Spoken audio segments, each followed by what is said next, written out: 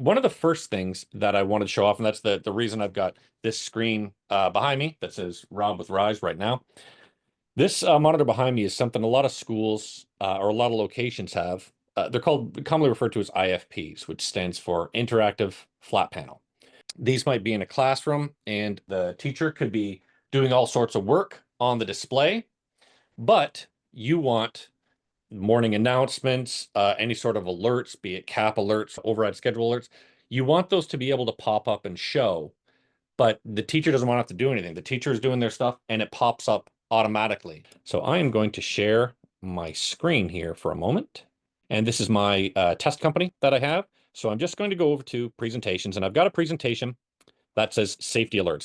This one says warning lockdown, but it could of course be any sort of presentation that you want to begin showing on your display at a set time. So I've created my presentation, and in this case, I've got a schedule that I'm calling an announcements override schedule. And this override schedule, currently, it's set to go from 1:10 p.m. to 1:30 p.m. and only on today. Now, you could change this to whatever you wanted. So instead, you have what we call an override schedule. And you'll notice with this one, again, set to go from 1:10 to 1:30, only on today. And we've got two override options here, replace and include. A replace override schedule. This is what you're going to want to use when it's morning announcements, when it's something that you want people to stop seeing all the other content that's normally displaying on the screen and only show this. That's when you use a replace.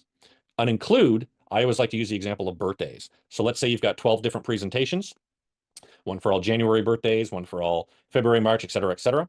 You would create an include schedule and set it to only show only from May 1st to May 31st. And then what happens is all the displays continue showing the content that's currently assigned to them in the schedules that they're playing. And then they also include whatever presentations I add to this. Whereas a replace is going to stop showing whatever presentations they were currently showing, and they're going to change to whatever presentations I add right here.